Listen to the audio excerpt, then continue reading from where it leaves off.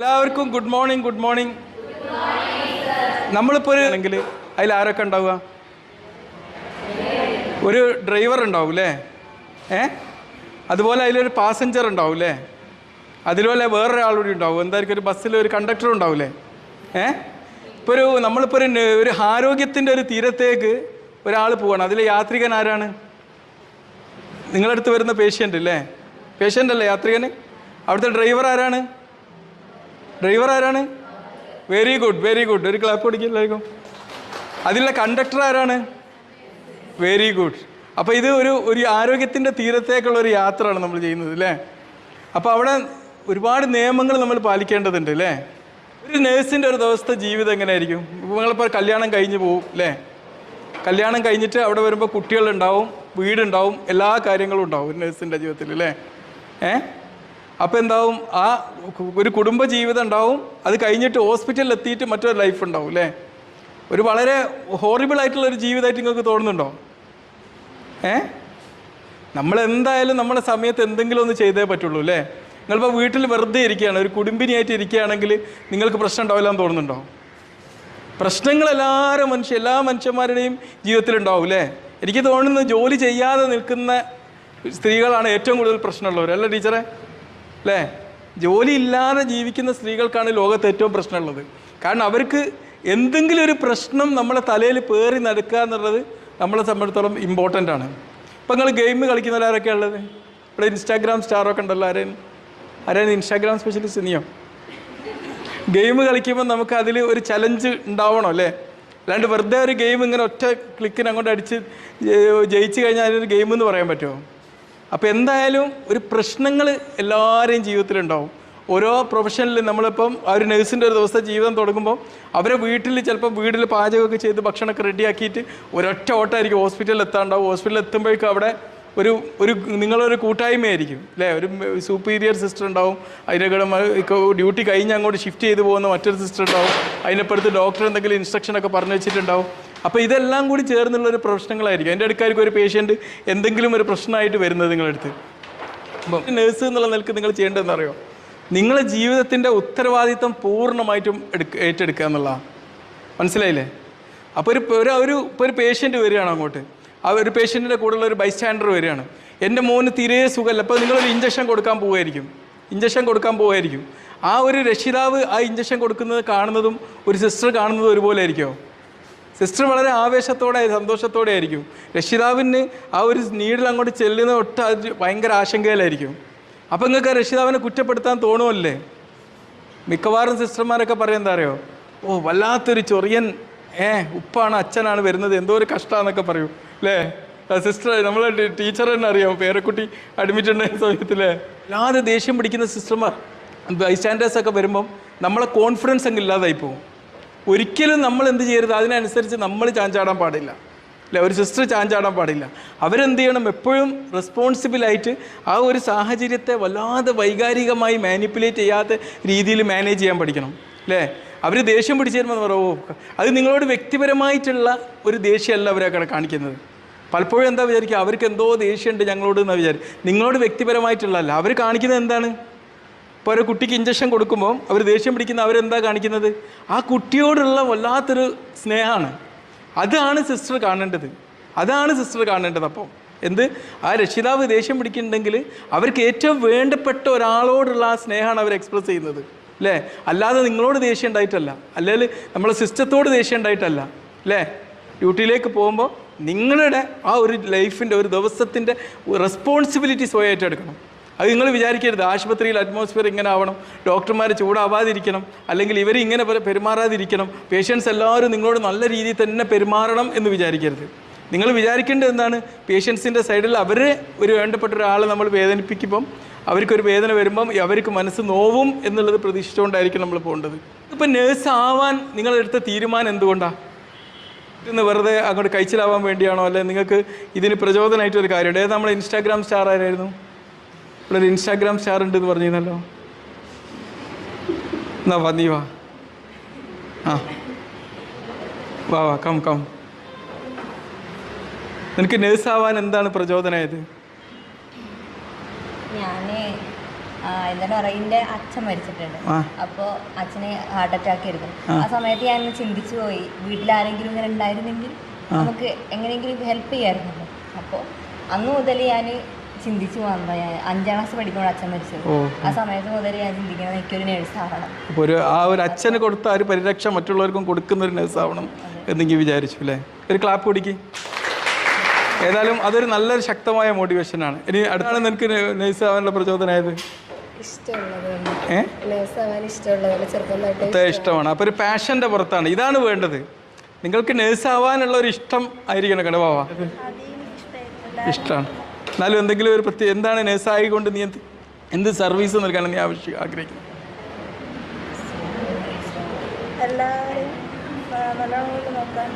Okay okay. ഇഷ്ടം കൊണ്ട്, രക്ഷിതാക്കളെ നിർബന്ധം കൊണ്ടല്ല, നീ തന്നെ ആവശ്യപ്പെടുകയായിരുന്നു അല്ലേ? അപ്പോൾ ഈ ഒരു പുഞ്ചിരി നീ വരുന്ന രോഗികൾക്കൊക്കെ കൈമാറും അല്ലേ? അല്ലാണ്ട് ഒരു പേഷ്യൻ്റ് ദേഷ്യം പിടിച്ചാൽ നീ അങ്ങോട്ട് ദേഷ്യം പിടിക്കോ? നിന്നോട് എങ്ങനെയാണോ പെരുമാറുന്നത് അങ്ങോട്ട് തിരിച്ച് അങ്ങനെ പെരുമാറും എന്നാണോ നീ തീരുമാനിക്കുക? അങ്ങനെയല്ല. നിന്നോട് എങ്ങനെ പെരുമാറിയാലും അവരോട് എന്ത് ചെയ്യണം? നിൻ്റെ ഈ ഒരു നന്മയും നല്ലതും കീപ്പ് ചെയ്യാൻ പറ്റണം. നിൻ്റെ ആ ഒരു പ്രിൻസിപ്പിൾ നീ ഫോക്കസ് ചെയ്യണം. അവർ ദേഷ്യം പിടിച്ചാലും അവരോട് നല്ലതേ പെരുമാറും. മനസ്സിലായില്ലേ? കാരണം മെഡിക്കൽ പ്രൊഫഷൻ എന്ന് പറയുമ്പോൾ എപ്പോഴും അതുപോലുള്ള സാഹചര്യങ്ങളാണ് നിങ്ങൾ മുമ്പ് കാത്തിരിക്കുന്നത്. ദേഷ്യം പിടിക്കുന്നവരും ഭയങ്കര വയലൻ്റ് ആവുന്നവരും അങ്ങനത്തെ ഒക്കെ ആൾക്കാരായിരിക്കും നിങ്ങൾക്ക് ഫേസ് ചെയ്യാനുണ്ടാവുക. അത് എന്തുകൊണ്ടാണ്? ഒരാൾ ഓണം കൂടാനോ പെരുന്നാൾ ആഘോഷിക്കാനോ ആശുപത്രിക്ക് വരുമോ? ഒരു മനുഷ്യൻ്റെ ഏറ്റവും ജീവിതത്തിൽ പ്രതിസന്ധി അനുഭവിക്കുന്ന ഒരു വേളയിലായിരിക്കും ആശുപത്രിക്ക് വരുന്നത് അല്ലേ? അപ്പോൾ അവരുണ്ടാവുന്ന എക്സ്പ്രഷനും അതിനനുസരിച്ചായിരിക്കും.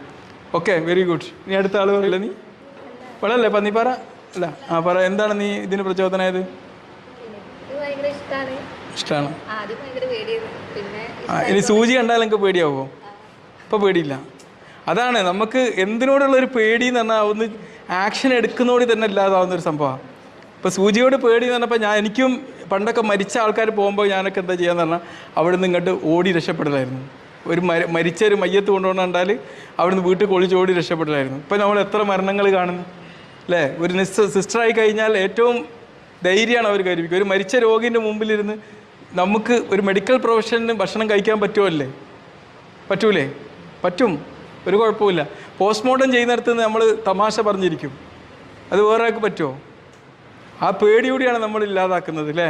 എന്താണ് നിന്നെ നേഴ്സാവാൻ വേണ്ടി പ്രചോദിപ്പിച്ചത്? എന്താണ് നിനക്ക് പ്രേരണയായത്? എന്താണ് നേഴ്സാവാൻ വേണ്ടി?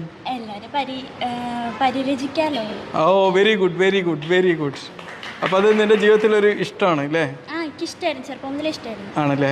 Okay, very good. ഒരു ക്ലാപ്പ് കൊടുക്കി. എന്തായാലും നമ്മൾ ടീച്ചർ ഇവിടെ സെലക്ട് ചെയ്ത കുട്ടികളൊക്കെ ഇന്ന് ഞാൻ മേലെപ്പുരക്കൽ ഹോസ്പിറ്റലിൽ ഒരു ഡ്യൂട്ടി കഴിഞ്ഞ് വരിക.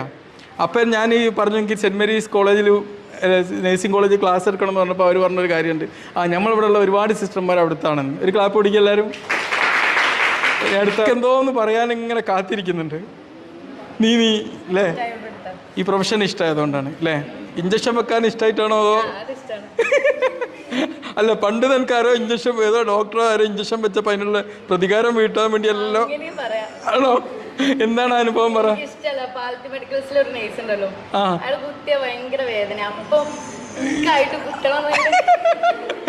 ഓക്കെ, അങ്ങനെ ഉണ്ടാവില്ലേ motivation? Very good. Okay okay. എൻ്റെ താത്ത എവിടുത്തെ നേഴ്സായിരുന്നു? ചെറുവാടി. Okay okay. ഒരു ക്ലാപ്പ് പിടിക്ക്. Very good. നേഴ്സ് ആവാനുള്ള തീരുമാനത്തിന് പിന്നിൽ എന്താ കാരണം? ഓ, വെരി ഗുഡ്, വെരി ഗുഡ്. പ്രത്യേകിച്ച് ഒരു ക്ലാപ്പ് കൊടുക്കണം. ഈ ക്ലാപ്പ് നമ്മൾ നിന്റെ ഹസ്ബൻഡിൻ്റെ വീട്ടുകാർ കൂടിയാണ് കൊടുക്കുന്നത്. Okay, very good. ഇനി ആർക്കും എന്താ പറയാണ്ടോ പ്രത്യേകിച്ച്? പറയാണ്ടോ? അപ്പം നിങ്ങൾക്ക് എല്ലാവർക്കും ഈ നേഴ്സ് ആവാൻ ഒരു മോട്ടിവേഷൻ ഉണ്ട്, ഒരു പ്രചോദനം ഉണ്ട് അല്ലേ?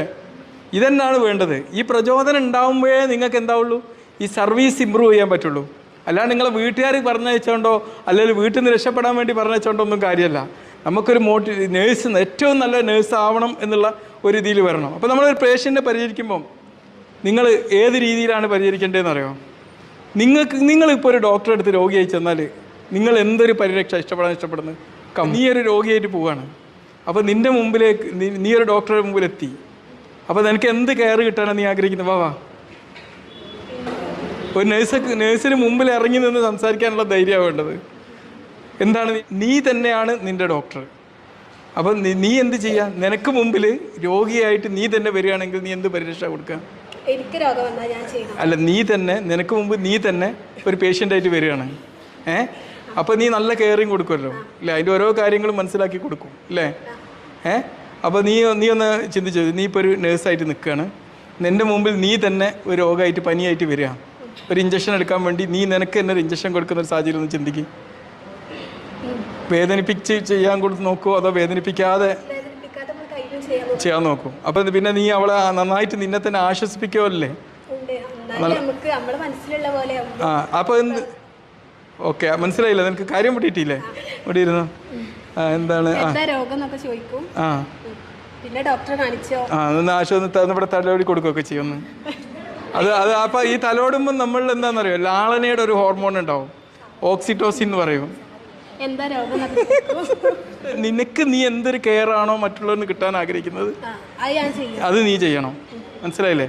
ഒരു ഏതൊരു പേഷ്യൻ്റ് വന്നാലും നീ ചിന്തിക്കേണ്ടത് എന്താണ്, ഞാനാണ് ആ സ്ഥാനത്ത് നിൽക്കുന്നെങ്കിൽ ഞാൻ എന്തൊരു കെയർ ആണ് അവർക്ക് കിട്ടാൻ ആഗ്രഹിക്കുന്നത്, അങ്ങനെ പറ്റി കൊടുക്കുക. ഓക്കെ, എന്നോട് ചൂടാണെന്ന് ഞാൻ ആഗ്രഹിക്കൂല, അപ്പൊ ഞാൻ ചൂടാവൂല.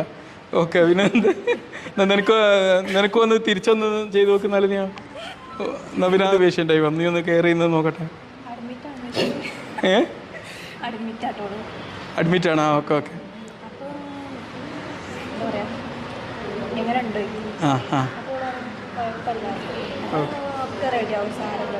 Okay, very good. ഒരു ക്ലാപ്പ് കൊടുക്കി. ഏതായാലും ടീച്ചർ ഇങ്ങനെ നന്നായി പഠിപ്പിക്കുന്നുണ്ട്. ടീച്ചർ നിങ്ങളെ വെറും പാഠഭാഗങ്ങൾ മാത്രമല്ല പഠിപ്പിച്ചതെന്ന് എനിക്ക് മനസ്സിലായി അല്ലേ? ആ ഒരു റിലേഷൻഷിപ്പും ആ കൾച്ചറും പഠിപ്പിക്കുന്നുണ്ട്. നമ്മളെപ്പോഴും ആ ഒരു ലാളനയും നമ്മുടെ മനസ്സിൻ്റെ ഉള്ളിലുള്ള ആ ഒരു ഈ കാരുണ്യവും ദയവും ഒക്കെ അവരോട് കറക്റ്റായിട്ട് കീപ്പ് ചെയ്യണം. അതൊരു ആർട്ടിഫിഷ്യൽ ആവാൻ പാടില്ല. മനസ്സിലായില്ലേ? അതിന് ആദ്യം നിങ്ങൾക്ക് എന്താ വേണ്ടതെന്ന് അറിയോ? നിങ്ങൾ സ്വന്തത്തെ ഇഷ്ടപ്പെടണം. ഇപ്പോൾ നമ്മളൊരു വിമാനത്തിൽ സഞ്ചരിച്ചുകൊണ്ടിരിക്കുക, പെട്ടെന്ന് വിമാനത്തിനൊരു ആക്സിഡൻറ്റ് കുടുങ്ങി. അപ്പം നമുക്ക് മറ്റുള്ളവരെ രക്ഷപ്പെടുത്തണമെങ്കിൽ നമ്മൾ ഓക്സിജൻ മാസ്ക് വെക്കാതെ അവിടെ പോയി കഴിഞ്ഞാൽ രക്ഷപ്പെടുത്താൻ പറ്റുമോ? ആദ്യം നമ്മളെ ഇത് നോക്കണ്ടേ? അപ്പം നിങ്ങളുടെ ആ ഒരു പേഴ്സണൽ കെയർ നിങ്ങൾ എപ്പോഴും നന്നാക്കണം. അപ്പം നിങ്ങൾക്ക് നിങ്ങളോടുള്ള ഇഷ്ടം എന്നും ദൃഢമാക്കി വെക്കണം. അതിന് ചെയ്യാൻ പറ്റുന്ന ഒരു എക്സസൈസാണ് നിങ്ങൾക്ക് ഞാൻ പറഞ്ഞുതരാൻ പോകണം കേട്ടോ. അപ്പോൾ നിങ്ങൾ വീട്ടിൽ ചെന്നിട്ട് എന്നും രാവിലെ കണ്ണാടിയിലേക്ക് നോക്കുക. എന്നിട്ട് അതിൻ്റെ മുമ്പിൽ ഒരു മുഖം കാണല്ലോ.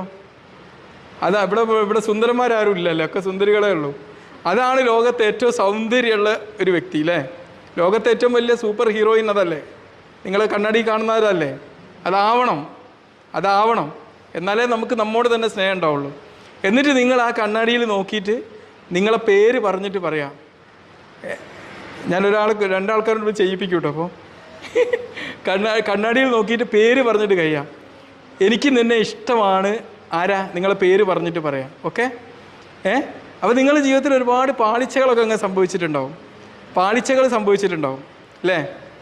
മനുഷ്യന്മാരാണല്ലോ, സ്വാഭാവികമാണ്. നിങ്ങളിപ്പോൾ ചിലപ്പോൾ രക്ഷിതാക്കളോട് ചൂടായിട്ടുണ്ടാവും, ചിലപ്പോൾ നിങ്ങളെ കൂടെ വർക്ക് ചെയ്യുന്നവരോട് കൂടെ പഠിക്കുന്നവരോടൊക്കെ ചൂടായിട്ടോ എന്തെങ്കിലും ആക്കിയിട്ടുണ്ടാവും. നിങ്ങൾ എന്ത് ചെയ്യുക? നിങ്ങളെ തന്നെ ഒന്നിങ്ങനെ തലോടിയിട്ട് പറയാം. നിങ്ങളെ പേര് പറയാം. അവിടെ പേര് പറഞ്ഞിട്ട്, ഓ ഇത് സംഭവിച്ചു പോയില്ലേ, കുഴപ്പമില്ല, അതൊക്കെ ജീവിതം പറ്റില്ല, ഇനിയും ശ്രദ്ധിച്ചാൽ മതി എന്നുള്ള രീതിയിൽ നിങ്ങളെന്ത് ചെയ്യുക? നിങ്ങളൊന്ന് തലോടുക. മനസ്സിലായില്ലേ? എന്നിട്ട് നിങ്ങൾ എന്ത് ചെയ്യുക? നിങ്ങൾ പറയുക, ഇന്നത്തെ ഒരു ജീവിതം, ഇന്നിപ്പോൾ നിങ്ങൾ ഹോസ്പിറ്റലിലേക്ക് വരുന്നത് മുമ്പാണെങ്കിൽ ഇന്നിതാ ഹോസ്പിറ്റലിലേക്ക് പോവുകയാണ്. ഹോസ്പിറ്റലിൽ എത്തിക്കഴിഞ്ഞാൽ ഒരുപാട് പേഷ്യൻസ് വരും. അവരോടൊക്കെ നല്ല രീതിയിൽ പെരുമാറണം കേട്ടോ. നിന്നോട് മറ്റൊരാൾ എങ്ങനെയാണോ പെരുമാറാൻ ആഗ്രഹിക്കുന്നത് അങ്ങനെ പെരുമാറണം കേട്ടോ എന്ന് പറഞ്ഞു കൊടുക്കുക. മനസ്സിലായില്ലേ? അതിനിടയ്ക്ക് നിങ്ങളെ വീട്ടിലൊക്കെ എന്തെങ്കിലും പ്രശ്നങ്ങളുണ്ടെങ്കിൽ അതൊക്കെ അവിടെ മാറ്റി വെക്കണം. ഇപ്പോൾ ചിലർക്ക് വീട്ടിൽ ഇപ്പോൾ കല്യാണം കഴിഞ്ഞാലാണെങ്കിൽ ഭർത്താവിൻ്റെ അടുത്ത് നല്ലോണം കിട്ടിയിട്ടുണ്ടാവും. ഇതും കൊണ്ടായിരിക്കും എന്ത് ചെയ്യുക, അവർ ഹോസ്പിറ്റലിലേക്ക് ചെല്ലുന്നത്. അവിടെ ചെന്ന് പാവ ഒരു പേഷ്യൻസ് അവിടെ കിടക്കുന്നുണ്ടാവും. ഓലെടുത്താൽ തീർത്താൽ എന്തായിരിക്കും അവസ്ഥ? നമ്മളെപ്പോഴും എന്ത് ചെയ്യണം? ഒരു സിസ്റ്റത്തിൽ നിന്ന് നമ്മൾ വീട്ടിൽ നിന്ന് ഹോസ്പിറ്റലിലേക്ക് എത്തുമ്പോഴേക്ക് ഇത് റീസെറ്റ് ആക്കണം. ഇപ്പോൾ ഫോണിൽ കുറേ വൈറസ് കുടുങ്ങിയാൽ എന്താ ചെയ്യുക? അത് റീസെറ്റ് ആക്കൂലേ? അതുപോലെ നമ്മൾ റീസെറ്റ് ആക്കിയിട്ട് പോകണം. അല്ലെങ്കിൽ എന്താവും? തലയിൽ എന്താവും? ഇവിടെ ഡ്യൂട്ടിയിൽ എത്തിയിട്ടുണ്ടാവും, തല നിറച്ചും വീട്ടിൽ ഉണ്ടായ പ്രശ്നങ്ങളായിരിക്കും അല്ലേ? അപ്പോൾ എന്തായിരിക്കും അവസ്ഥ? തന്നെ ഇഷ്ടം പറയാം. നിങ്ങൾക്ക് പറ്റിയ മിസ്റ്റേക്കുകൾ പറഞ്ഞിട്ട് നിങ്ങൾ ഒന്ന് സോറി പറയുക. ഇനി ഇന്നത്തെ ഒരു ദിവസം എങ്ങനെ ആവണമെന്ന് പറഞ്ഞിട്ട് നിങ്ങൾ എന്ത് ചെയ്യുക, എന്നിട്ട് പിന്നെ വീണ്ടും പറയാം എനിക്ക് നിന്നെ ഇഷ്ടമാണ് കേട്ടോ, നിൻ്റെ എങ്ങനെയാണോ നീ അങ്ങനെ ഞാൻ നിന്നെ ഇഷ്ടപ്പെടുന്നുള്ള രീതിയിൽ പറയാം. ഓക്കെ, എക്സസൈസ് എന്നാ പറയാം. എന്നാ ക്യാമറ തൽക്കാലം നമുക്ക് മിറർ ഇതാണ്, വാ ഇത് മിറർ പറ നോക്കിയിട്ട്. എന്നാ കണ്ണാടി വെച്ചോ. എനിക്ക് നിന്നെ ഇഷ്ടമാണ് പക്ഷേ ഇന്ന് ഒരുപാട് എന്താ പറയുക, ഇപ്പോൾ ഡ്യൂട്ടിക്ക് പോയ അവസ്ഥയിലുള്ള അതെ അതെ അതെ അതെ ഡ്യൂട്ടിക്ക് പോയി ഒരുപാട് പേഷ്യൻസിനെ കണ്ടു. അതിൽ എന്താ എല്ലാവരോടും ഒരു പെരുമാറാൻ പറ്റി, അതിൽ നല്ല സന്തോഷമുണ്ട്. എന്താ പറയുക, എന്നും ഇതുപോലെ തന്നെ മുന്നോട്ട് പോകാൻ. പിന്നെ എന്തെങ്കിലും ഒരു മിസ്റ്റേക്ക് ഒരു നിൻ്റെ കൂടെ ഉണ്ടായിരുന്ന സിസ്റ്ററുമായിട്ട് ചെറിയൊരു കോമി ഉണ്ടായിരുന്ന ഒരു മാപ്പും പറഞ്ഞോ? സിസ്റ്ററോട് അതാരാണ് അടുത്ത സിസ്റ്റർ വരുന്നതിനും പറ്റിയത്, സിസ്റ്ററോട് ചൂടാവാൻ പറ്റിയതിൽ സങ്കടമുണ്ട്. ഇനി അങ്ങനെ ഉണ്ടാവില്ല, ഇനി അങ്ങനെ ഉണ്ടാവരുത് എന്ന് പറയണം. ഇനി അങ്ങനെ ഉണ്ടാവരുത്, ഉണ്ടാവാതെ നോക്കാം. ഒരുപാട് ഇഷ്ടമാണ്. Okay okay, thank you. ഇനി അടുത്ത് അതുല്യ കമോൺ, ഒരു ക്ലാപ്പ് പിടിക്കുക അതുല്യക്ക് എല്ലാവരും. കമോൺ. അതുല്യ, പൊതുവേ എൻ്റെ സ്വഭാവത്തിൽ കുറച്ച് മാറ്റങ്ങൾ വരുത്താനുണ്ട്. ഒരു ഇൻട്രോവേർട്ടാണ്. അത് കുറച്ച് അച്ഛനും അമ്മയും പറയുന്നത് പോലെ കുറച്ചൊന്ന് ആക്റ്റീവ് ആവണം. വീട്ടിലൊക്കെ ഉഷാറാണ്, എല്ലാ ജോലി ചെയ്യാനും. കൂടുതൽ നേരം വെറുതെ ഇരിക്കാൻ ആഗ്രഹിക്കാറില്ല, എപ്പോഴും ഓരോ ജോലികൾ ഇങ്ങനെ ചെയ്തുകൊണ്ടിരിക്കാറുണ്ട്. അപ്പം കുറച്ചുകൂടി ഒന്ന് ആക്റ്റീവ് ആവണം. ഓക്കെ, നീ ഇഷ്ടം പറഞ്ഞു. നീ ചെയ്ത നല്ലൊരു കാര്യത്തിൽ തന്നെ അപ്രിസിയേഷൻ പറഞ്ഞു. നല്ല കാര്യം എന്ന് പറഞ്ഞാൽ വീട്ടിലെ എല്ലാ കാര്യങ്ങളും മാനേജ് ചെയ്യാറുണ്ട്. വീട്ടിൽ പശുക്കളുണ്ട്, അവരുടെ കാര്യങ്ങളൊക്കെ അച്ഛനും അമ്മയും ഇല്ലാത്തപ്പോൾ എല്ലാ കാര്യങ്ങളും ചെയ്യാറുണ്ട്. അപ്രിസിയേറ്റ് ചെയ്തു അല്ലേ? അതിൽ അഭിമാനിക്കുന്നു. അച്ഛനും അമ്മയും വീട് ഏൽപ്പിച്ച് പോയാലും അത് നന്നായിട്ട് കാര്യങ്ങൾ കൈകാര്യം ചെയ്യാൻ നന്നായിട്ട് അറിയാം. പിന്നെ പശുക്കൾക്ക് എന്തോ അസുഖം വന്നാലൊക്കെ ഞാൻ ഡ്രസ്സ് ചെയ്യിക്കാനും എല്ലാത്തിനും ഉഷാറാണ്. പക്ഷേ കുറച്ചൊരു ഒതുക്കുണ്ട് സ്വഭാവത്തിൽ, അതൊന്ന് മാറ്റണം. കുറച്ചൊന്ന് എക്സ്ട്രോവേർട്ട് ആവണം. ഇപ്പോൾ ആംബിവേർട്ടാണ്, അതൊന്ന് മാറ്റി. പെട്ടെന്ന് സങ്കടം വരും, അതൊക്കെ മാറ്റണം. പിന്നെ ആൾക്കാരോട് കൂടുതൽ ഇടപഴകണം, അതൊക്കെ ഒന്ന് ശരിയാക്കി എടുക്കണം. ബാക്കിയുള്ള കാര്യത്തിന് ഓക്കെയാണ്. ഓക്കെ, അതുല്യ ഇവിടുന്ന് തന്നെ ഒരു എക്സ്ട്രോവേർട്ടായി. എല്ലാവരും ഒന്ന് ക്ലാപ്പ് കൊടുക്കുക. ഇനി വേണ്ട ഒരു ഭാര്യ പാട്ട് പാടിക്കാം അതുല്യ നമുക്ക് വേണ്ടി. ആണോ? ഓക്കെ എന്നാലും ഓക്കെ, വെരി ഗുഡ്. ലോകത്തെ ഏറ്റവും നല്ല സുന്ദരീനാണ് നീ ഇപ്പോൾ കാണാൻ പോണത്. ഓക്കെ, അതായിരിക്കണം വിശ്വാസം. എല്ലാ കാര്യങ്ങളൊക്കെ എടുക്കണം. അതേമാതിരി ഹോസ്പിറ്റലിൽ എന്താ പേഷ്യൻറ്റിന് വരുമ്പോൾ എല്ലാവരും നന്നായി കെയർ ചെയ്യണം. പിന്നെ ചെറിയ പ്രശ്നങ്ങളുണ്ടായാലും അതൊക്കെ സോൾവ് ചെയ്ത് മുന്നോട്ട് പോകണം. പിന്നെ എന്നാലും ജീവിതത്തിൽ ചെറിയ പ്രശ്നങ്ങളും കാര്യങ്ങളൊക്കെ ഉണ്ടാവും. അപ്പോൾ അതൊക്കെ എന്താ നേരിട്ടാൽ ജീവിതത്തിൽ എപ്പോഴും സന്തോഷം കൊണ്ടുവരിക. ഓക്കെ, ഒരു ക്ലാപ്പ് കൊടുക്കി. Very good. നിന്നോട് ഇഷ്ടമാണെന്ന് പറ. എനിക്ക് എന്നെ തന്നെ ഇഷ്ടമാണ്. Okay, very good. ഇതാണ് സെൽഫ് ലവ് എന്ന് പറഞ്ഞാൽ. ഈ സെൽഫ് ലവ് ഇതെന്താ, നമ്മളിപ്പോൾ ഒരു വണ്ടി ഓടിച്ച് പോകുമ്പം നമ്മൾ ആദ്യം തന്നെ പെട്രോൾ നിറച്ചിട്ട് വേണ്ട പോകാൻ അല്ലേ? പെട്രോൾ പഠിക്കാണ്ട് പോയി കഴിഞ്ഞാൽ വണ്ടി എവിടെയെങ്കിലും ഹാർട്ടായി പോകില്ലേ? ഇതിന് വേണ്ടിയിട്ടാണ് നിങ്ങൾ എന്നും ഈ സെൽഫ് ലവ് പ്രാക്ടീസ് ചെയ്യണമെന്ന് പറയുന്നത്. ഓക്കെ, ഇനി എല്ലാവരും കൂടി ഉറക്കെ പറ, ഐ ലവ് മീ. കുറച്ചാളുടെ ഹൃദയത്തിൽ ഇങ്ങനെ ഇതാക്കിയതാ. അടയ്ക്ക് വരി. വേറൊരു പ്രാക്ടീസാണ്. ഒരു മൈക്ക് വെച്ചോളി. I love myself. ഓക്കെ, എന്നിട്ട് നിങ്ങളെ ഹൃദയത്തിൽ കൈവച്ചിട്ട് നിങ്ങളിങ്ങനെ പറയുന്നത് ഹൃദയത്തിൻ്റെ ചക്ര എന്നാണ് പറയാം. ഇതിൽ നിന്ന് നിങ്ങളെ സ്നേഹത്തിൻ്റെ ഒരു എനർജി നിങ്ങളിങ്ങനെ ഈ നഴ്സിംഗ് കോളേജിൻ്റെ പരിസരത്തിലേക്ക് വ്യാപിക്കുന്നതായിട്ടൊന്ന് ചിന്തിക്കാം. നിങ്ങൾ വർക്ക് ചെയ്യുന്ന ഹോസ്പിറ്റലിൻ്റെ പരിസരത്ത്, നിങ്ങൾ ഈ നാട്ടിൽ, ഇതിലേക്കൊക്കെ നിങ്ങളെ സ്നേഹത്തിൻ്റെ ഗ്രേഡിയൻ്റ് എനർജി ഇങ്ങനെ വ്യാപിക്കുന്നതായിട്ടൊന്ന് ഇമാജിൻ ചെയ്യാം. ഓക്കെ, നിങ്ങൾ വരുന്ന പേഷ്യൻസ്, അവർ ദേഷ്യം പിടിച്ച് വരുന്ന ഒരുപാട് മനുഷ്യന്മാർ വരുന്നു നിങ്ങളുടെ മുമ്പിലേക്ക്. ഒരുപാട് കരഞ്ഞു വരുന്ന മനുഷ്യന്മാർ വരുന്നു, ഒരുപാട് ആശങ്ക പൂണ്ട് അല്ലേ? ഇതൊക്കെ ആയി വരുന്ന മനുഷ്യന്മാരിലെല്ലാം നിങ്ങളെ സ്നേഹത്തിൻ്റെ ആ ഒരു ഇതിൽ കവർ ചെയ്യുന്നതായിട്ടൊന്ന് ചിന്തിക്കുക. ഓക്കെ, എല്ലാവരും ഒന്ന് കണ്ണടിച്ചിട്ടൊന്ന് ശ്വാസം ഉള്ളോട്ട് എടുത്തിട്ട് ഒന്ന് ചിന്തിക്കുക അല്ലേ? സ്നേഹത്തിൻ്റെ ആ ഒരു എനർജി ഇങ്ങനെ ഫ്ലോ ചെയ്യാണ്. ഓക്കെ, ഇനി എല്ലാവരോടും ഐ ലവ് മീ എന്ന് പറയും. ഓർക്കാം, ഐ ലവ് മീ. ഓക്കെ, പിന്നെ അടുത്തത് നിങ്ങൾ ചെയ്യേണ്ടതാണ്, ഒരു പേഷ്യൻറ്റിന് ഒരു പ്രാവശ്യം അങ്ങോട്ട് കണ്ടിട്ട് കെയർ കൊടുക്കല്ല ചെയ്യേണ്ടത്. പലപ്പോഴും ആയിട്ട് അതൊരു റിലേഷൻഷിപ്പാണ്. മനസ്സിലായില്ല? ആ റിലേഷൻഷിപ്പ് അങ്ങോട്ട് ഓവർ ഇതാവാനും പാടില്ല. അപ്പോൾ നമ്മൾ കൗൺസിലിങ്ങിനൊക്കെ ചെയ്യുന്നൊരു ടെക്നിക്കുണ്ട്. നമ്മളിപ്പോൾ ഒരു പാലം ഇപ്പോൾ എന്താ ചെയ്യാന്ന് പറഞ്ഞാൽ, ഇപ്പോൾ കൗൺസിലർമാരൊക്കെ വളരെ നല്ല രീതിയിൽ പെരുമാറി അങ്ങനെ ഇതാക്കിയില്ല. ചിലപ്പോൾ അത് ഒരു പേഴ്സണൽ വല്ലാത്ത വേറെ അറ്റാച്ച്മെൻ്റ് ആവാതെ നോക്കുകയും വേണം. നമ്മളെ ഡ്യൂട്ടി എന്ന് പറഞ്ഞാൽ അവരങ്ങോട്ട് കര കയറ്റി കൊടുക്കുക എന്നുള്ളതാണ്. കര കയറ്റി കഴിഞ്ഞാൽ പിന്നെ അവരങ്ങോട്ട് പാട്ടിന് പോകാൻ വിടണം. മനസ്സിലായില്ലേ? കൗൺസിലർമാർ അവർ നമ്മൾ ആരോഗ്യത്തിൻ്റെ ആ ട്രെയിൻ അങ്ങോട്ട് ഇറക്കി കൊടുക്കുക അല്ലേ, ആ സ്റ്റേഷനിൽ, ഹെൽത്തിൻ്റെ ആ സ്റ്റേഷനിൽ അവിടെ ഇറക്കിയിട്ട് പിന്നെ നമ്മൾ വേറെ വണ്ടി, ആ വണ്ടിയിൽ പിന്നെ പുതിയ പുതിയ യാത്രകരെയും കൊണ്ട് പോകാനുള്ളതല്ലേ അല്ലേ. അപ്പോൾ നിങ്ങൾ എന്ത് ചെയ്യുക, അതിനനുസരിച്ചുള്ള ഓരോ ഫോളോ അപ്പുകൾ പിന്നെ അവരോട് ചെയ്യണം. ഇപ്പോൾ ഒരു പേഷ്യൻറ്റ് നിങ്ങൾ അവിടെ അഡ്മിറ്റ് ആക്കി പോയി, പിന്നെ കുറച്ച് കഴിയുമ്പോൾ അവരോട് പോയി ചോദിക്കുക എന്താ സുഖമായില്ലേ എന്നൊക്കെ ചോദിച്ച്, മനസ്സിലായില്ലേ? എമ്പതി എന്ന് പറയും. എമ്പതി എന്ന് പറഞ്ഞാൽ എന്താണെന്ന് മനസ്സിലായോ നിങ്ങൾക്ക്? എമ്പതി എന്ന് പറഞ്ഞാൽ എന്താണെന്ന്, എമ്പതി എന്ന് പറഞ്ഞു കഴിഞ്ഞാൽ ഇപ്പം നമ്മൾ ഒരാളോട് കാണുമ്പം, നിങ്ങളടുത്തൊരു പ്രശ്നമായിട്ട് ഒരാൾ വരുമ്പം നിങ്ങൾ ആളെ മറ്റൊരാളായി കാണാതെ അവരെ നിങ്ങളായിട്ട് തന്നെ കാണാം. ഇപ്പം നിങ്ങളെ ഷൂല് അവർ കയറി നിന്നാൽ എങ്ങനെ ഉണ്ടാവും? എന്നിട്ട് അവരെ പ്രശ്നങ്ങൾ മനസ്സിലാക്കാം. ഇപ്പം ഞാൻ പറഞ്ഞ ഒരു ദേഷ്യം പിടിക്കുന്ന ഒരു മനുഷ്യൻ വരുമ്പോൾ അവർ ദേഷ്യം പിടിക്കാൻ അവരായിട്ട് നമ്മൾ മനസ്സിലാക്കുമ്പോൾ നമുക്ക് അവരോട് തിരിച്ച് ദേഷ്യം തോന്നുമോ? അല്ലേ? തോന്നുമല്ലേ? ഇല്ല. പക്ഷെ നിങ്ങളായിട്ട് മനസ്സിലാക്കുമ്പോൾ നിങ്ങളോട് അവർ കലി തുള്ളി നിൽക്കുന്ന നിങ്ങൾക്ക് അങ്ങോട്ട് ദേഷ്യം തോന്നും. ആ ഒരു സമയത്ത് നമ്മൾ ഈ എമ്പതിയാണ് പ്രാക്ടീസ് ചെയ്യേണ്ടത്. ഓക്കെ? രണ്ടാൾ വരി, ദേവികം വരി, വാ. ഒരാൾ വരി, രണ്ടാൾ വരി, ഒരാൾ കൂടിയും വാ. നിൻ്റെ ഒരു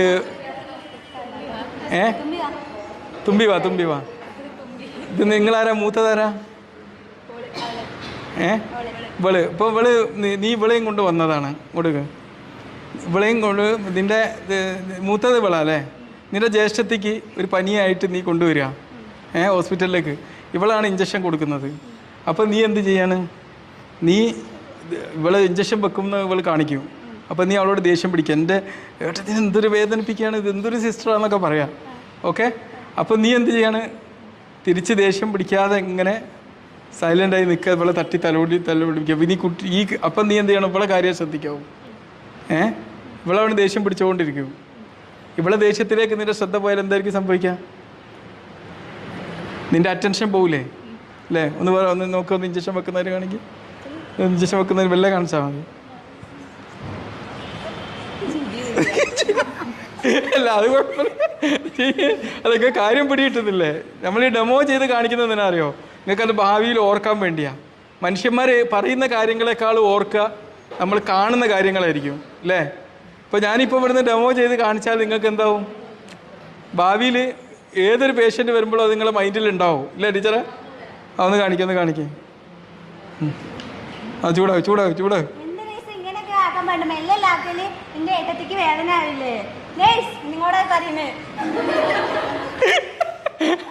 കുറച്ച് ആൾക്കാർ സോറി പറയണ്ട, ചെറിയൊരു വേദന ഉണ്ടാവും. Okay, very good. അപ്പം നീ എന്ത് ചെയ്തു? എനിക്ക് കുറച്ച് കഴിഞ്ഞ് ഇവളോട് പറയാം. നീ എന്നോട് പറയും സോറി കേട്ടോ നെസ്, ഞാൻ അങ്ങനെ പറഞ്ഞു പോയി എന്ന് പറഞ്ഞു. ഓക്കെ, അതൊക്കെ മനസ്സിലായില്ലേ? ഞാൻ ഈ ഒരു സാഹചര്യത്തിൽ നിങ്ങൾ മൂന്നാൾ ഇവിടെ നിൽക്കുക, ഞാൻ പറഞ്ഞുതരാം. എന്നൊരു കാണുന്നോണ് ഇതെന്താന്ന് പറയണല്ലോ. ഈ ഒരു സാഹചര്യത്തിൽ നമുക്ക് സംഭവിക്കുന്നത് പറഞ്ഞാൽ, ഈ ഇപ്പം നേഴ്സ് പോയിട്ട് ഇവർക്ക് ഇഞ്ചക്ഷൻ കൊടുക്കാൻ വേണ്ടി നോക്കി, അപ്പോൾ ഇവിടുന്ന് ദേഷ്യം പിടിച്ചു. ഏറ്റവും കൂടുതൽ സംഭവിക്കാൻ സാധ്യതയുള്ള പ്രശ്നം എന്താണെന്ന് അറിയോ? ഈ നേഴ്സിന് ഒന്നുകൂടിയും ഇഞ്ചക്ഷൻ കൊടുക്കുന്നതിനുള്ള മുമ്പിൽ ഡിസ്ട്രാക്ഷൻ വരിക ചെയ്യുക അല്ലേ? ദേഷ്യം കൂടും. ഇപ്പം നേഴ്സ് അങ്ങോട്ട് തിരിച്ച് ദേഷ്യം പിടിച്ചാൽ എന്തായിരിക്കും സംഭവിക്കുക? ദേഷ്യം പിടിക്കുമ്പോൾ നമ്മൾ എന്താ സംഭവിക്കുക? നമ്മൾ അഡ്രിനലിൻ എന്ന് പറഞ്ഞ ഹോർമോണാണ് പ്രൊഡ്യൂസ് ചെയ്യുക. ഇപ്പോൾ ഒരു ഭൂകമ്പം ഉണ്ടായാൽ എന്തായിരിക്കും സ്ഥിതി?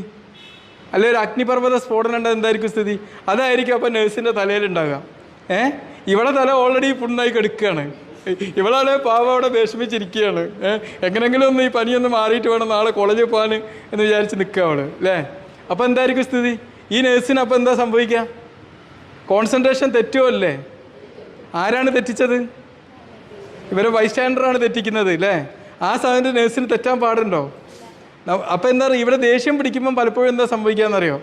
നമ്മളെ ശ്രദ്ധ ഈ ബൈസ്റ്റാൻഡറിലേക്കായിരിക്കും പോവുക. അപ്പോൾ പേഷ്യൻറ്റിനോടുള്ള കെയർ കുറയുകയാണ് ചെയ്യുക. പക്ഷെ അങ്ങനെ ഉണ്ടാവാൻ പാടില്ല. കാരണം ഇവിടെ എന്തുകൊണ്ടാണ് ദേഷ്യം പിടിച്ചത്? അവൾക്ക് ഏറ്റവും വേണ്ടപ്പെട്ട ഒരാൾക്ക് വേദന സഹിക്കാൻ പറ്റാത്തതുകൊണ്ടാണ് അല്ലേ? മനസ്സിലായില്ലേ? ഓക്കെ, എല്ലാവരും ഒരു ക്ലാപ്പ് പിടിക്കും നല്ല രീതിയിൽ. ഇവർക്ക് മിക്കവാറും ഇത് കഴിഞ്ഞാൽ സിനിമയിൽ ചാൻസ് കിട്ടുമെന്നാണ് തോന്നുന്നത്. കാര്യം എന്ന് പറഞ്ഞാൽ നിങ്ങൾ ഈ സെൻറ്റ് മേരീസ് നഴ്സിംഗ് കോളേജിൽ വെച്ചിട്ട് നിങ്ങളെ പഠനം അവസാനിപ്പിക്കാൻ പാടുണ്ടോ അല്ലേ? ഒരിക്കലും പാടില്ല. എല്ലാ ദിവസവും നിങ്ങൾ എന്ത് ചെയ്യണം? ഇതിൽ എക്സ്പേർട്ട് നോളജ് ഇങ്ങനെ സീക്ക് ചെയ്തുകൊണ്ടിരിക്കണം. യൂട്യൂബൊക്കെ കാണുമ്പോൾ നിങ്ങളെപ്പോഴും ഈ നഴ്സിംഗ് കെയർ എങ്ങനെ അടിപൊളിയാക്കാം, എന്തൊക്കെ പുതിയ അസുഖങ്ങളാണ് ഈ നാട്ടിലുള്ളത്, എന്തൊക്കെയാണ് ഞാൻ ചെയ്യേണ്ടത്, ഈ കാര്യത്തിൽ എനിക്ക് എന്തൊക്കെയാണ് പഠിക്കേണ്ടതെന്നൊക്കെ നോക്കിയിട്ട് വേണം നിങ്ങൾ നടക്കാൻ. ആ പറഞ്ഞാൽ നിങ്ങൾ ഒരു നേഴ്സാവുന്നതോട് കൂടി നിങ്ങൾ എന്താ ചെയ്യുന്നത്? ജീവിത അവസാനം വരെ പഠിക്കുന്ന ഒരു സ്റ്റുഡൻ്റ് ആവാൻ പോണത് അല്ലേ? എല്ലാവരും അതിന് റെഡിയാണല്ലോ. പിന്നെ രണ്ടാമതൊരു കാര്യമുണ്ട്, നമ്മൾ ജീവിതകാലം മുഴുവൻ പഠിക്കുകയാണെങ്കിൽ നമുക്ക് വേറെ എന്താ ഒരു ബെനിഫിറ്റ് ഉള്ളത്? നമ്മളുടെ പ്രായമാവുന്നത് അത് തടയുകയും ചെയ്യുമെന്നാണ് പറയുന്നത്. ന്യൂറോ പ്ലാസ്റ്റിസിറ്റി എന്നറിയും. നിങ്ങൾക്കൊന്ന് യങ്ങായി നിൽക്കാനല്ല ഇഷ്ടം. അപ്പോൾ എന്നും എന്ത് ചെയ്യുക? പഠിക്കുന്ന ഒരു പാഷൻ നിങ്ങൾ ഉണ്ടാക്കിയെടുക്കുക. ഓക്കെ, നമ്മളിപ്പോൾ ഒരാളെ കേൾക്കുകയാണ്. നമ്മളിപ്പോൾ ഒരാളെ കേൾക്കുമ്പോൾ നമുക്ക് പല രീതിയിൽ കേൾക്കാം. നമുക്ക് ഈ ചെവി കൊണ്ട് കേൾക്കാം, ഹൃദയം കൊണ്ട് കേൾക്കുന്നത് കേട്ടിട്ടുണ്ടോ?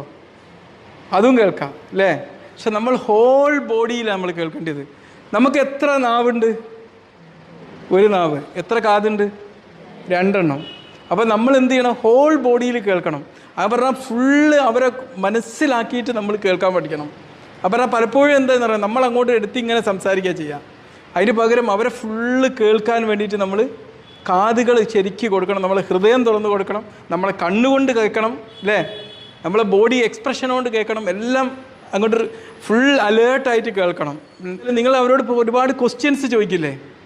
ഒരുപാട് ക്വസ്റ്റ്യൻസ് ചോദിക്കുന്നത് കുറച്ച് കുറക്കണം. നമ്മൾ അതൊരു മിനിമത്തിൽ നിൽക്കുക, അവരെ കൊണ്ട് പറയാൻ അനുവദിക്കുക. കൂടുതൽ നമ്മൾ ചെറിയ ചെറിയ ക്വസ്റ്റ്യൻസ് അവർക്ക് ഇട്ടിട്ട് അവരെ കൊണ്ട് കാര്യങ്ങൾ പറയാൻ വേണ്ടി. പിന്നെ ഇനിയിപ്പോൾ അവരൊരു കാര്യം നിങ്ങളോട് പറഞ്ഞു, ഒരു കാര്യം നിങ്ങളോട് അസുഖത്തെക്കുറിച്ചൊക്കെ പറഞ്ഞു, എന്നിട്ട് നിങ്ങൾ എന്ത് ചെയ്യണം? നിങ്ങൾ കേട്ടു എന്ന് ഉറപ്പാക്കിക്കുന്ന രീതിയിൽ ഈ പറഞ്ഞ കാര്യങ്ങളൊന്ന് സമ്മറൈസ് ചെയ്ത് പറയണം. എല്ലാം ഒന്ന് സമ്മറൈസ് ചെയ്ത് പറയാം. ഓക്കെ, ഒരു 3 ആൾ വരി വരാം. അവർക്ക് എന്നെ വേണേൽ അവർക്കും വരാം കേട്ടോ. നമ്മൾ അവസരം കൊടുത്തില്ല എന്ന് പറയരുത്. പിന്നെ ടീച്ചർ പറഞ്ഞോളി. ഒരാൾ ഒരു പേഷ്യൻറ്റും ഒരാൾ സിസ്റ്ററും. ആരാവുന്ന പേഷ്യൻറ്റ്? ഈ പേഷ്യൻ്റ് ആവാം. എന്നാ വെച്ചോ. എന്നിട്ട് നീ സിസ്റ്റർ, നീ നിൻ്റെ പ്രശ്നങ്ങളൊക്കെ ഒന്ന് പറ. നിനക്കുള്ള പ്രശ്നങ്ങൾ. ഒരു പനിയും ചുമയും തൊണ്ടവേദനയുണ്ട്. ഇങ്ങനെ ചോദിക്കുക, എന്തൊക്കെയാണെന്ന് ചോദിക്കും. തൊണ്ടവേദന ഒരാഴ്ച അല്ലേ? അപ്പം ഇനിയും പറയാൻ ഇങ്ങനെ വേറെ വീട്ടിലാർക്കും ഉണ്ടായിരുന്നു എന്നൊക്കെ ചോദിച്ചോക്കെ.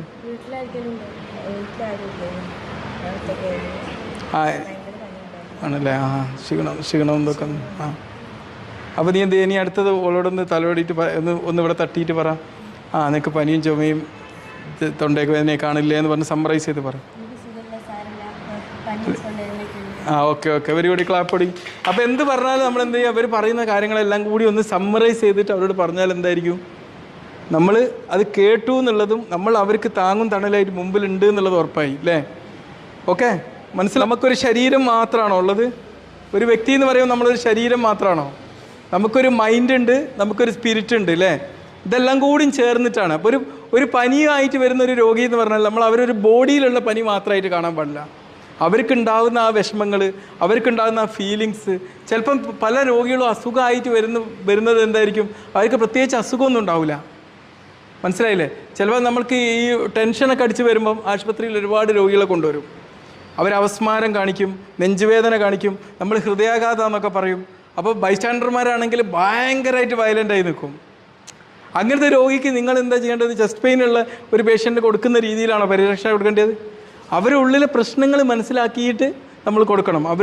നമ്മളൊരു മനുഷ്യനെ കാണേണ്ടത് ഒരു രോഗിയായിട്ട് വരുമ്പം ആ രോഗി ഇപ്പോൾ പനിയായിരുന്നു, ആ പനിക്കാരനായ രോഗി എന്നല്ല പറയേണ്ടത്, അല്ലെങ്കിൽ നെഞ്ചുവേദന ആയി വന്ന രോഗി എന്നല്ല. അവർക്ക് ഒരുപാട് പ്രശ്നങ്ങളുണ്ടാവും. അപ്പോൾ അവരെ ഹോള് നമ്മൾ മനസ്സിലാക്കണം. മനസ്സിലായില്ലേ? അപ്പോൾ അവർക്ക് ചിലപ്പോൾ ചില ആൾക്കാർക്ക് ചില ആൾക്കാർ ചിലപ്പം ചില ഡോക്ടേഴ്സിൻ്റെ നമ്മുടെ അടുത്തൊക്കെ ചിലർ വരുമ്പം പറയും, നിങ്ങളൊന്ന് കണ്ടാൽ മതി എന്ന് പറയും. നിങ്ങളൊന്ന് കണ്ടാൽ മതി, നമ്മൾ അസുഖം മാറുമെന്ന് പറയും. അതെന്താ? നമുക്ക് പ്രത്യേകിച്ച് എന്തെങ്കിലും ഗുണം ഉണ്ടായിട്ടല്ല, അല്ലെങ്കിൽ ഒരു പ്രത്യേക ഡോക്ടർക്ക് ഒരു ഗുണം ഉണ്ടായിട്ടല്ല. അവർ പറയുന്ന ആ ഒരു വാക്കുകളും അവർക്ക് കൊടുക്കുന്ന ആശ്വാസങ്ങളാണ് അവർക്ക് അവിടെ ട്രീറ്റ്മെൻറ്റായിട്ട് പ്രവർത്തിക്കുന്നത്. അല്ലാണ്ട് ഇപ്പോൾ എല്ലാ ഡോക്ടേഴ്സും കൊടുക്കുന്നത് ഒരേ ബുക്ക് വെച്ച് പഠിച്ചില്ലേ, ഒരേ ഇത് വെച്ച് എല്ലാ സിസ്റ്റർമാരും ഈ കോളേജിൽ നിന്ന് തന്നെ ഇറങ്ങിപ്പോയതായിരിക്കും കുറേ പേർ എല്ലാവരും ഇല്ലേ. അങ്ങനത്തെ എല്ലാവരും പഠിക്കുന്നത് ഒരേ പുസ്തകങ്ങളായിരിക്കും. മനസ്സിലായില്ലേ? അറിവും ഏതാണ്ടൊക്കെ ഒരേ കാര്യങ്ങളായിരിക്കും പഠിക്കുന്നത്. അതിനല്ല നമുക്ക് വേണ്ടി. നമുക്ക് അവരെ ഹോളായിട്ട് മനസ്സിലാക്കണം മൊത്തത്തിൽ. ഒരു ഫിസിക്കൽ ഫങ്ഷനും നമ്മളെ മൈൻഡും വളരെ റിലേറ്റഡ് ആണ്. നമ്മളെ മനസ്സും ബോഡിയും റിലേറ്റഡ് ആണ് അല്ലേ? ഞാൻ ഇപ്പം നിങ്ങളോട് വല്ലാണ്ട് അങ്ങോട്ട് ദേഷ്യം പിടിക്കാം. എന്നെ ദേഷ്യം പിടിക്കുന്ന രൂപവും ഞാൻ സന്തോഷിച്ചിരിക്കുന്ന രൂപവും ഒരുപോലെയാണോ? അല്ലല്ലോ. ഒരു 2 റോ അങ്ങോട്ട് വരി, 2 റോയിൽ ആൾക്കാർ വരി.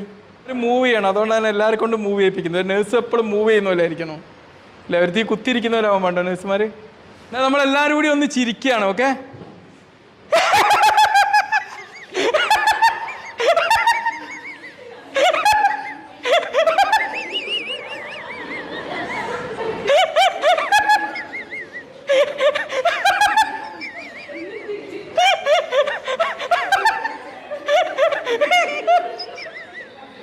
എന്താണ് ചിരിക്കാതെ?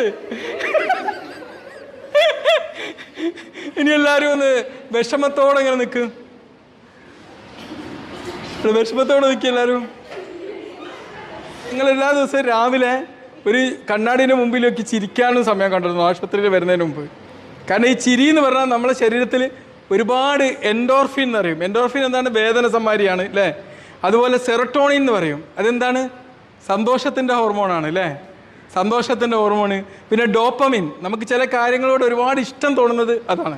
ഇപ്പോൾ പ്രണയത്തിൻ്റെയൊക്കെ ഹോർമോണാണെന്ന് പറയാം ഡോപ്പമിൻ അല്ലേ? അപ്പോൾ ഈ ഡോപ്പമിൻ നമ്മളെ അഡിക്ഷനൊക്കെ ഉണ്ടാക്കുന്ന ഒരു ഹോർമോണാണ്. ഇതെല്ലാം അങ്ങോട്ട് പ്രൊഡ്യൂസ് ചെയ്യും അല്ലേ? അപ്പോൾ എന്താണ്? നമ്മൾ രാവിലെ എഴുന്നേറ്റിട്ട് കണ്ണാടിൻ്റെ മുമ്പിൽ വെച്ചിട്ട് നമ്മൾ എന്ത് ചെയ്യണം? ഈ മിറർ എക്സസൈസ് ചെയ്ത പോലെ നമ്മൾ ചിരിക്കുകയും വേണം.